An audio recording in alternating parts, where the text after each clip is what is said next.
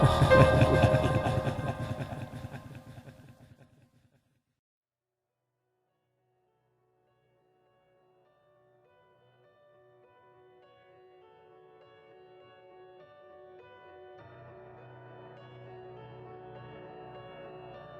mind.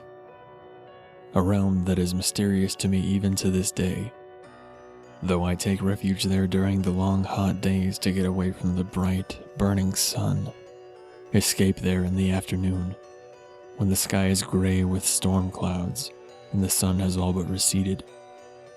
The mind's true nature eludes me.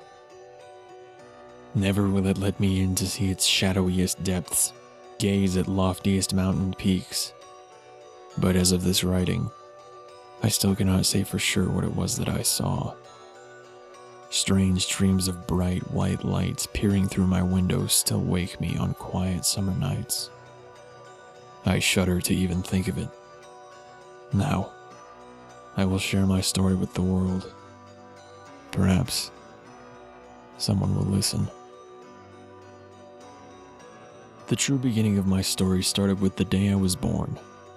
My fascination with thought and the mind had always confused my parents, as well as my friends and classmates in my school in a small hometown in western New Jersey. They never understood the possibilities that the human mind held. If only they could see me now, the wreck of a human being that I've become. Insane is what the tall men in long white coats call me. But I assure you, I'm much more than sane. I'm the only one that sees. As I grew up, my love for studying the human mind did not waver. My obsession only grew stronger. I was given all the books on psychology and human anatomy I could read, soaking up the precocious drops of information. I was 32 years of age when I was finally satisfied with my research. Finally, as my studies and my prolonged childhood came to an end, I decided to conduct what I consider to be my first true experiment. My first subject was a young woman with dark hair and blue eyes, perhaps about 20 years old. It was a simple matter of getting her to cooperate. Having knocked her out, I simply put her in the trunk of my car. I drove home. Night replaced evening as my subject regained consciousness. The first part of the experiment was to run a few tests. Simple things. I exposed her to electric shocks and slashed at her limbs to test her ability to withstand pain, monitoring her brain's reaction with a homemade device. The one question she asked, the only words she spoke to me throughout the whole process, consisted of one word. Why? Alas, the tests proved too much for her, and she perished, bloody and mangled. Her body was cut up into manageable pieces and disposed of, and I needed a new tester. My second subject was a bit younger, 16 years of age at most. I lured the brown-haired, bright-eyed youth with promises of fame as the star of a television advertisement. I proceeded to hit his head with a crowbar, leaving him unconscious on the ground, a few feet away from my vehicle. Again, my subject was taken into the testing room, where he was exposed to rigorous tests, having his skin punctured with wires to test the skin's resilience, and having his brain probed through a small cavity that I had drilled in the front of his skull. This time, I put the subject under a strong anesthetic to minimize complaints and screaming. The subject did not survive the tests, but I did gain some valuable data. I disposed of yet another body, this time feeding the scraps of flesh to the rats that had made their home in my cellar. My third subject, I know by name. In fact, he was one of my best friends, Clyde Armberg, a stout man with a short white beard, 55 years of age. Once again, his head connected with my crowbar. Once again, anesthetic was administered. Once again, limbs were strapped in, apparatuses created loud buzzing sounds. This time, I did no tests. My neat, round hole was drilled in his skull, The other end was connected to a large box containing the components of the device, which was connected to the output. A pair of glasses, modified so that the lenses were small LCD screens. A switch was flipped, and my device began decoding his brain's signal.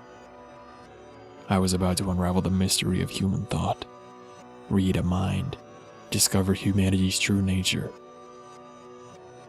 Or so I thought. Large red eyes suddenly appeared to stare me in the face. They moved away from me to reveal a scarred, pale body. It smiled. It moved forward a step. It didn't stop smiling. Behind waves of emotion and a sudden excruciating pain that pervaded my chest, I slowly began to understand that what I was staring at was the true face of madness. 3 bright lights appear from the solid white ground and float up to the level of the figure's head, blinding me and obscuring his still smiling face. As I slowly became accustomed to the spheres of light that radiated in my direction, I looked up again to see that the pale, red-eyed figure in torn gray clothes looked somewhat familiar. Oh, wait. It was the face of the one I welcomed to my mirror on cold early mornings when the sun's rays had not yet warmed the ground. The one who kept me comfort in my hours of loneliness. It was me, and I welcomed my transformation. My modified glasses had fallen off my face hours ago, and yet my vision was unchanged. Finally, after an amount of time that seemed like months, the vision faded away. I was only out for about a day. I was satisfied with my discovery, and I began to write of my work for the world to marvel at it. 2 years passed before that face appeared again, smiling, cheerful as ever. The figure opened the door to my study, leaving it slightly ajar. It ambled towards me, extending its hand. Suddenly, a shining, thick, metallic blade appeared from its chest and extended into mine, puncturing my skin. I awoke in a hospital.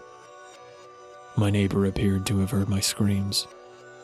The doctors insisted that I had stabbed myself with a letter opener, and that though no vital organs were injured, I still needed rest. My work remained unpublished. The images of the man and the lights still haunted me. And now, even in this padded cell in which I am often allowed to practice my writing, I am sometimes visited by the pale red-eyed figure. But even he just sits and smiles at me now, shaking his head in disgust.